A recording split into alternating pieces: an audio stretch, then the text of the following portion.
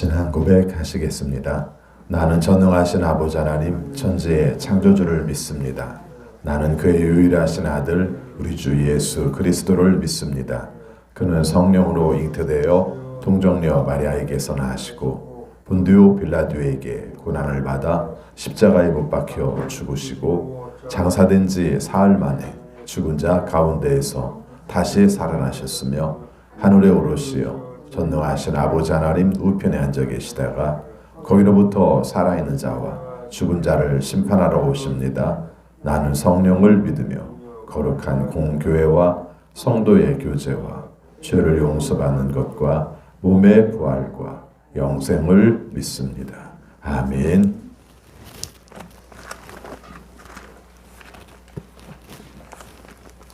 찬송가 357장 부르시겠습니다. 357장입니다.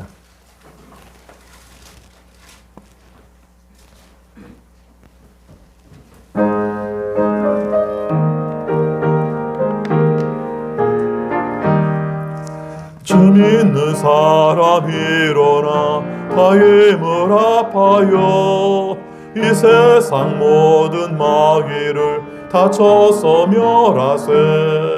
저 앞에 오는 적군을 다 싸워 이겨라. 주 예수 믿는 힘으로 온 세상 이기네. 믿음이 이기네. 믿음이 이기네. 주 예수를 믿음이 온 세상 이기네. 온 혈류 마귀 괴율로 큰 죄에 빠지니 진리로 띠를 띠고서 늘 기도 드리세.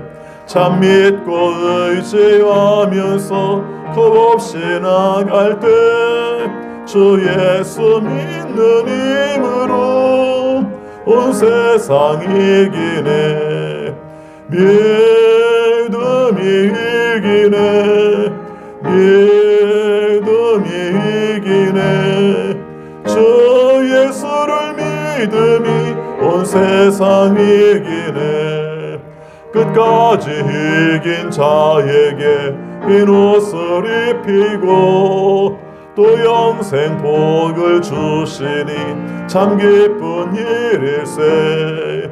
이 어두운 세상 지나서 저 천성 가도록 주 예수 믿는 힘으로 온 세상 이기네. 믿음이 이기네. 믿음이 이기네. 주 예수를 믿음이 온 세상 이기네.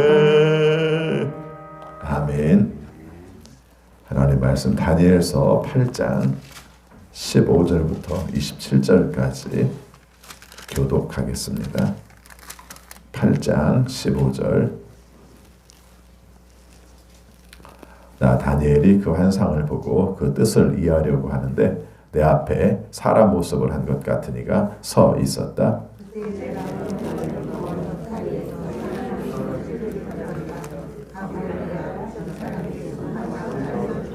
그러자 그는 내가 서 있는 곳으로 가까이 왔는데 그가 올 때 나는 무서워서 엎드렸다. 그가 나에게 말하였다. 이 사람아, 그 환상은 세상 끝에 관한 것임을 알아라.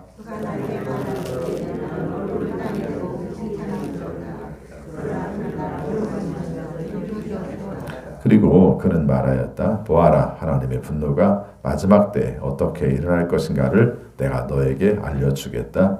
이 환상은 끝날에 정한 때에 일어날 일에 관한 것이다. 그 숫염소는 그리스 왕이고 눈 사이에 있던 큰 뿔은 그 첫째 왕이다.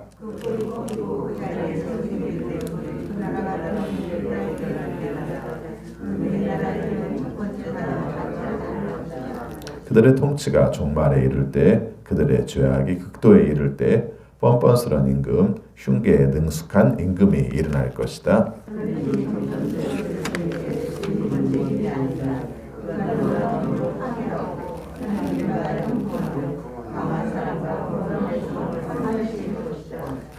이중하여서 매사에 속이는 데 능숙하고 마음이 방자하여서 평화롭게 사는 사람을 많이 죽이며 만왕의 왕을 대적할 것이다. 그러나 사람이 손을 대지 않아도 그는 끝내 망할 것이다.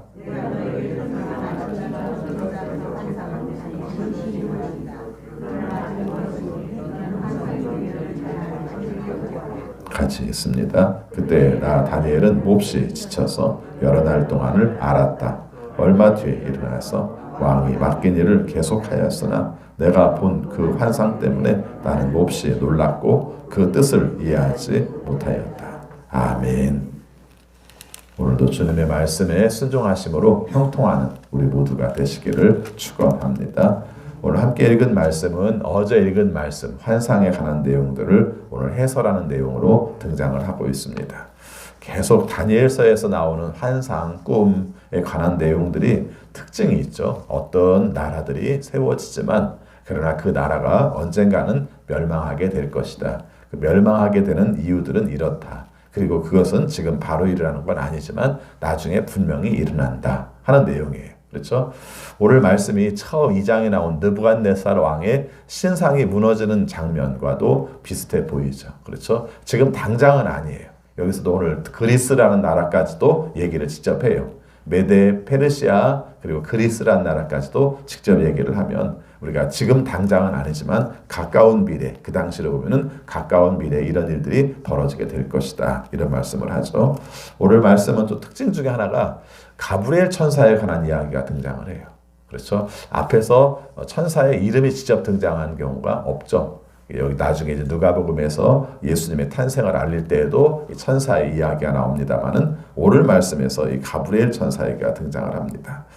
또 한 가지는 15절 말씀에 보니까 이 가브리엘 천사에게 이 사람에게 이걸 얘기해줘라 라는 말을 할 때 어떤 사람을 어떤 사람의 모습을 한 것 같은 존재를 얘기하죠. 15절 같이 읽습니다. 나 다니엘이 그 환상을 보고 그 뜻을 이해하려고 하는데 내 앞에 사람 모습을 한 것 같은 이가 서 있었다. 제가 이 말씀을 한 이유는 가브리엘 천사에게 말하는 존재라면 그건 하나님이겠죠. 그분은 하나님일 겁니다. 그런데 표현을 뭐라고 말해요? 전 같으면은 뭐 영원하신 분, 처음부터 있었던 분 그렇게 표현할 텐데 지금은 뭐라고 합니까? 내 앞에 사람 모습을 한 것 같은 이가 서 있었다. 이렇게 얘기를 해요. 그래서 이 말씀을 되게 다니엘서에서 인자라는 말이 나오게 되거든요. 인자, 사람의 아들. 근데 이게 인자라는 것이 단순히 사람의 아들만 뜻하는 게 아니라 나중에는 누구를 뜻하는 말이 되죠? 예수님을 뜻하는 말이 돼요. 그래서 예수님이 본인 보고 인자는 이렇게 말했을 때 그냥 우리가 지칭하는 말이 아니라 사람의 아들이라는 말을 뜻한단 말이죠. 이 사람의 아들이 뭐지? 근데 다니엘서 버스로 올라가면은 이 말씀과 연결되는 내용들을 보고 있어요. 그래서 그냥 구약을 구약으로만 보시는 분들은 그렇게 보지 않지만 구석사로 신약과 연결해서 보시는 분들은 이것도 예수님이 원래부터 계셨던 분이라는 것을 뜻할 때 쓰는 말로 봅니다. 자, 아무튼 그 다음의 내용을 보면은 가브리엘에게 환상을 보여주라고 말씀을 하세요. 근데 환상에 관한 내용을 표현할 때 이렇게 표현합니다. 17절 전반부에 보면은 다니엘이 천사의 말을 들을 때 거기서 그 말씀 때문에 나는 두려웠다, 엎드렸다 이렇게 표현하고 그 다음 나오는 말씀이 있습니다. 그가 나에게 같이 있습니다. 그가 나에게 말하였다. 이 사람아 그 환상은 세상 끝에 관한 것임을 알아라 이렇게 말하죠. 그래서 결국 지금 다 말하는 것이 세상이 어떻게 끝날 것인가, 세상 끝에 관한 것은 어떻게 이루어질 것인가에 대해서 말씀을 하고 있는 겁니다. 이런 말을 할 때 마태복음 24장, 25장에서도 종말이 올 때 나타나는 징조들에 대해서 말씀을 하고요. 또 여기서도 세상 끝에 관한 이야기들을 할 때 그럼 세월이 굉장히 많이 흐르는데 그렇죠? 다니엘서 같은 경우는 아무리 안 돼도 한 2400~500년 전 되지 않습니까? 그렇게 된다면은 그럼 끝은 도대체 언제 온다는 말입니까? 우리는 몰라요. 그렇죠? 모릅니다. 그런 한 가지 분명한 것은 끝은 있다. 그리고 모든 것은 하나님의 가운데서 주관하고 주장된다 하는 것을 우리에게 말씀해주고 있습니다. 여기 보니까 이제 다니엘의 반응이 나타나죠. 18절 말씀 같이 있습니다. 그가 나에게 말할 때 나는 얼굴을 땅에 대고 깊이 잠이 들었다. 그러나 그는 나를 어루만지면서 일으켜 세웠다. 그리고 나서 이제 있을 일에 대해서 19절에서 말합니다. 그리고 그는 말하였다. 같이 있습니다. 보아라 하나님의 분노가 마지막 때에 어떻게 일어날 것인가를 내가 너에게 알려주겠다. 이 환상은 끝날에 정한 때에 일어날 일에 관한 것이다. 오늘 마지막에 관한 자세는 여기에 있습니다. 마지막은 누구에서 이루어집니까? 하나님에 의해서 이루어진다. 그 중에서도 어떤 심판일지 요한계시록에 조금씩 등장합니다만은 어떤 심판일지 잘 모르지만 그러나 한 가지 분명한 것은 하나님의 분노에 의해서 분명한 심판은 있다. 이런 내용들은 정도로 우리가 알 수 있겠죠. 그 다음에 여기에 관한 모든 것들은 하나님께서 정하신 때에 이루어지게 된다. 하나님의 정하신 때는 사람이 모른다.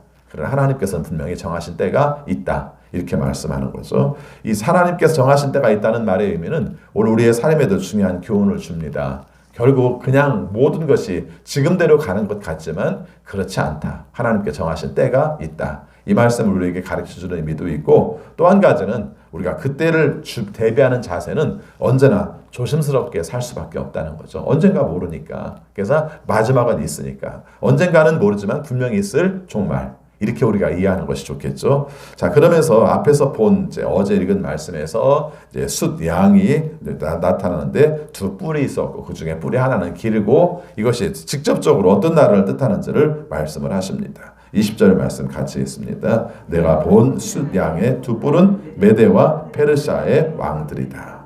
자, 그렇게 나타났습니다. 나중에 이제 한 염소가 나타나서 메대와 페르시아를 들이받죠. 들이받는 내용을 또 설명합니다. 21절입니다. 같이 있습니다. 그 숫 염소는 그리스 왕이고 눈 사이에 있던 큰 뿔은 그 첫째 왕이다. 이렇게 말하죠.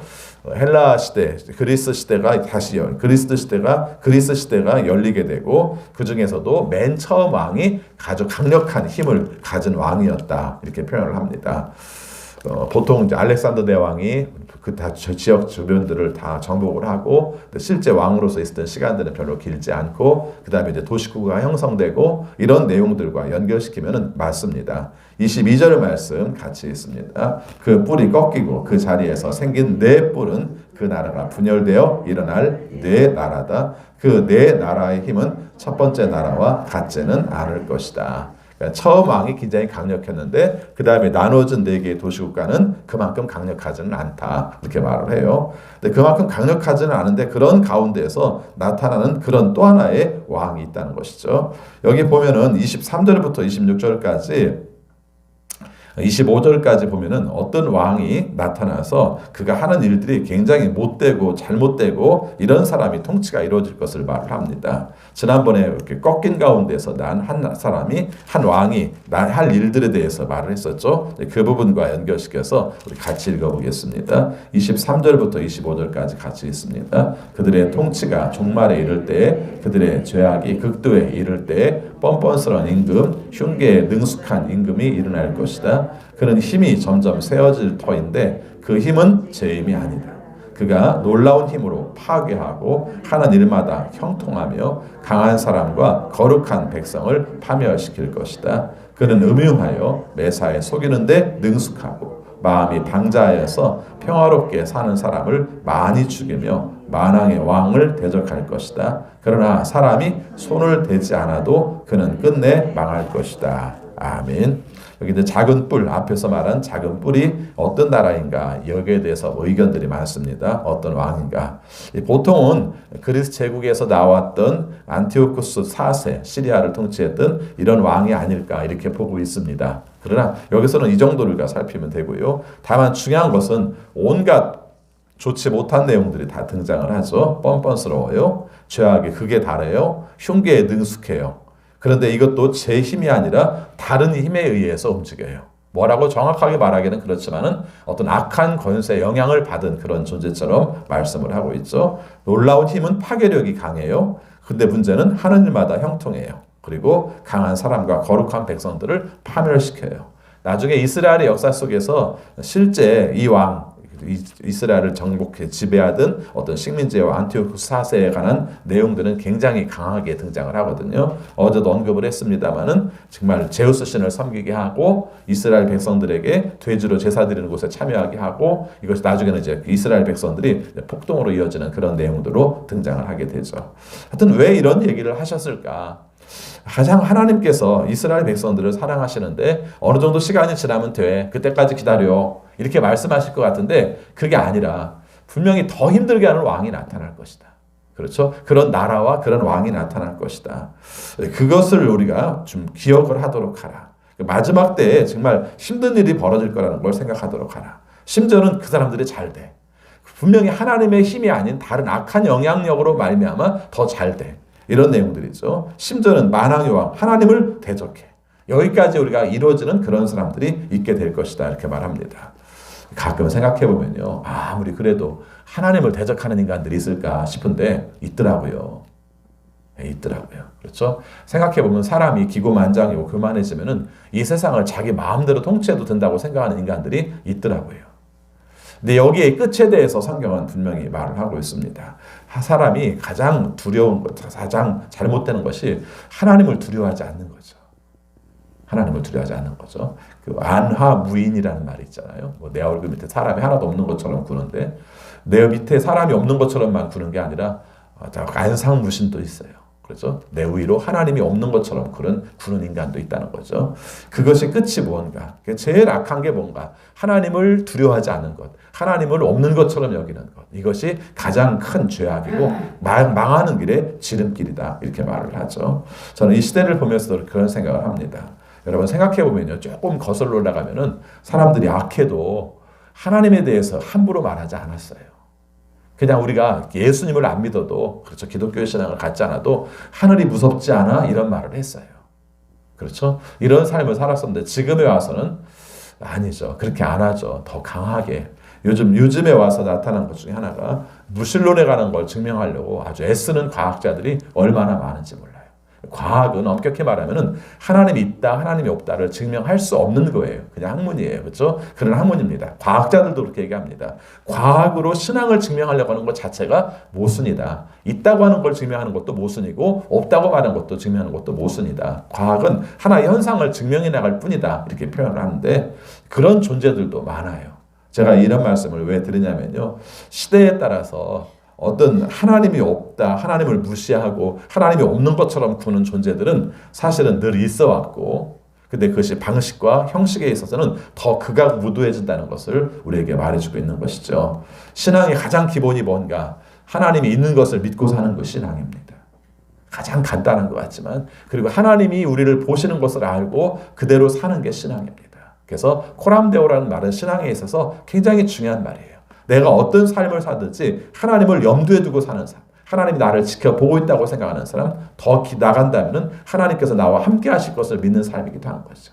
이게 신앙이에요. 근데 이것이 무너졌을 때 어떻게 되는가 하는 것이죠. 25절 끝부분에 보니까 이렇게 말해요. 그러나 같이 했습니다. 그러나 사람이 손을 대지 않아도 그가 끝내 망할 것이다. 처음에 느부갓네살 왕의 상, 어떤 큰 신상 같은 모양에 관한 이야기를 했을 때 마지막 어디서 뜨인 돌이 날아와서 발목 부분을 쳤을 때 그 모든 것이 다 무너진 얘기를 했었잖아요. 아마 이 부분과 직접적으로 연결되는 그런 환상으로 보여집니다. 그래서 뭔가 대단한 것처럼 굴고 그렇지만 결국은 뜨인 돌에 의해서 어디서부터 나왔는지 알지 못하는 뜨인 돌에 의해서 그것이 무너짐으로 말미암아 쓰러지게 된다 하는 것을 말씀하고 있습니다. 자, 여기에서 가장 중요한 것이 이 부분인데요. 이 부분에 대해서 뭐라고 말하냐면은 아직 멀었으니 이렇게 말합니다. 이게 참 힘든 말이죠. 예, 아직 멀었으니. 그런 나라는 일찌감치 그냥 박살나버려서 없어졌으면 좋겠는데 아니요. 그런 나라는 영향력도 크고 강대하기도 하고 또 우리가 거룩한 백성들을 힘들게도 하는데 오래 가요. 오래 갑니다. 근데 중요한 건 왜 가르쳐 주셨습니까? 지금 힘든다 할지라도 분명히 끝은 있다. 하나님께서 끝은 있다는 것을 말씀하신 것이 중요한 내용인 것이죠. 오늘 말씀에서 정말 중요한 것은 종말의 때를 염두에 두도록 하라. 종말은 있다. 언젠지 모르지만 분명히 있다. 하나님께서 함께 하시는 것을 생각하면서 그걸 생각하고 살도록 하라 하는 것이고요. 또 하나는 종말의 주권은 하나님께 있다. 하나님께 있다. 사람에 의해서 움직이는 게 아니라 하나님에 의해서 움직인다. 이것을 생각하고 살도록 하라. 그리고 마지막 주는 내용이 있다면 그건 뭐냐면은 그래서 고난의 때에도 잘 견디도록 하라. 우리에게 주는 말씀이죠. 그래서 종말, 하나님, 우리가 살아야 될 삶의 자세 이렇게 세 가지로 생각해 볼 수가 있습니다. 사실 하나님의 뜻을 안다는 게 참 어려워요. 하나님의 뜻을 안다는 게 힘들기도 하고요.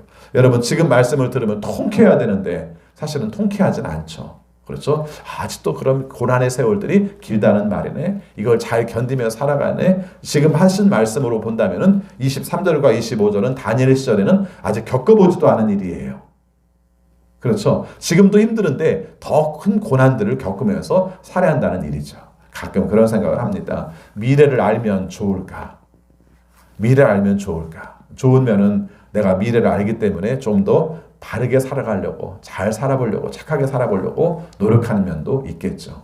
근데 또 한 가지는 미래를 알므로 말미암아 굉장히 괴로울 것 같아요. 그렇죠? 구체적으로 벌어질 일들을 내가 다 알고 있다는 것이 괴로울 것 같아요. 그래서 저는 하나님이 우리에게 주신 하루하루의 삶이 감사해요. 앞으로 살아갈 삶에 10년 혹은 3년, 아니 그건 그만두고 한 달 것만 미리 다 가르쳐 주셔도 그 걱정을 미리 다 하고 살아야 될 것 같아요. 그렇죠? 왜 제가 이 말씀을 드리냐면요. 다니엘이 이 환상을 보고 굉장히 힘들어했다고 표현합니다. 27절의 말씀 같이 있습니다. 그때 나 다니엘은 몹시 지쳐서 여러 달 동안을 앓았다. 얼마 뒤에 일어나서 왕이 맡긴 일을 계속하였으나 내가 그 환상 때문에 나는 몹시 놀랐고 그 뜻을 이해하지 못하였다. 우리는 설명이 다 되잖아요. 그러나 설명이 되는 게 문제가 아니라 받아들이기가 힘들잖아요. 그렇죠? 이걸 어떻게 받아들여야 돼? 그렇죠? 그래서 굉장히 앓고 또 힘들고 버겁고 한 다니엘의 모습을 말해주고 있습니다. 오늘 27장까지 우리가 다 이해할 수는 없지만 그러나 한 가지 분명한 것은 하나님의 뜻을 안다는 것, 매일매일의 뜻에 대해서 감사하고 하나님이 원하시는 뜻을 이루어 나가는 것도 감사하고 살 일이다. 이렇게 정하는 것이 좋을 것 같습니다. 오늘도 말씀으로 형통하는 귀한 날 되시기를 축원합니다. 기도하겠습니다. 아버지 하나님, 저희들을 사랑하셔서 오늘 말씀을 통해 마지막 때에 악한 나라 왕에 의해서 얼마나 큰 고통을 당하게 될 것인지 알려주신 말씀을 함께 살폈습니다. 현재도 고난을 당하고 어렵지만 앞으로도 그런 고난이 있을 것인데 그것이 모든 것의 다가 아니라 하나님께서 마지막 때에 그들을 심판하시는데 사람의 힘이 아닌 것으로 말미암아 그들을 심판하신다는 말씀을 함께 살폈습니다.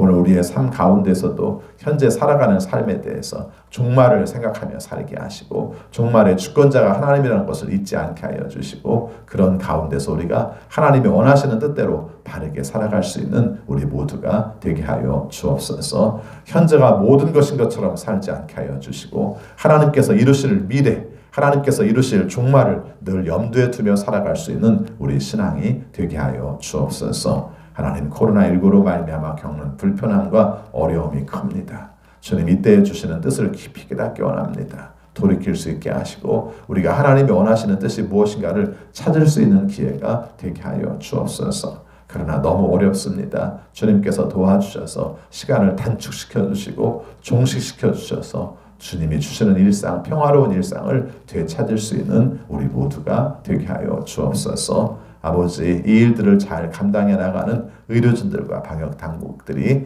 교만하지 않게 하시고 또 하나님의 뜻을 추구하게 하시고 그래서 하나님이 주시는 지혜 가운데 이 일들을 잘 감당해낼 수 있도록 도와주옵소서.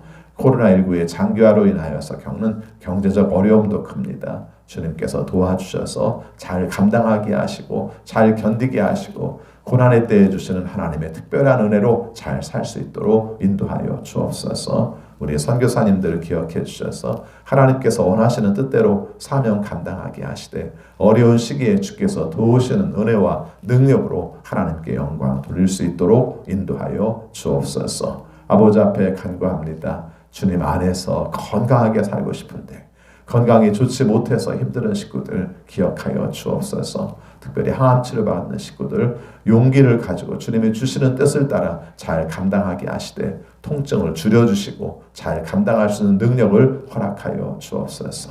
항암 치료 이후에 후유증으로 고생하는 식구들 또 나타나는 여러 가지 발병으로 고생하는 식구들 주님께서 고쳐주셔서 완벽하게 치유받아 하나님이 원하시는 뜻을 이룰 수 있도록 도와주옵소서. 아버지 앞에 간구합니다. 우리 자녀들 중에서도 장기적인 질병으로 치료를 받고 있는 자녀들이 있습니다.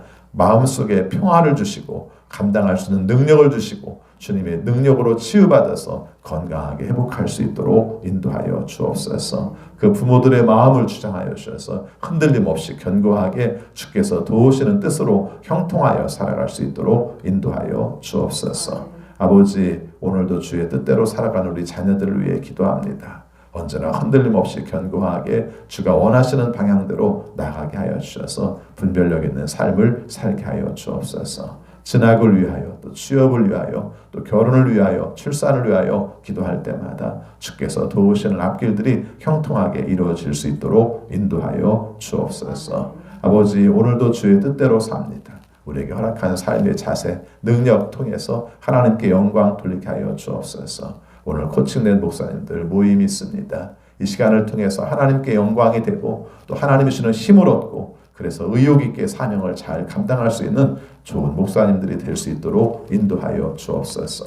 이 아침 시간도 주의 이름으로 함께 모여 기도하는 성도들의 기도를 응답해 주셔서 주님이 주시는 응답으로 살아갈 수 있는 하루가 되게 하여 주옵소서. 예수 그리스도 이름으로 기도하옵나이다. 아멘. 하늘에 계신 우리 아버지, 아버지의 이름을 거룩하게 하시며 아버지의 나라가 오게 하시며 아버지의 뜻이 하늘에서와 같이 땅에서도 이루어지게 하소서. 오늘 우리에게 일용할 양식을 주시고 우리가 우리에게 잘못한 사람을 용서하여 준 것 같이 우리 죄를 용서하여 주시고 우리를 시험에 빠지지 않게 하시고 악에서 구하소서. 나라와 권능과 영광이 영원히 아버지의 것입니다. 아멘. 계속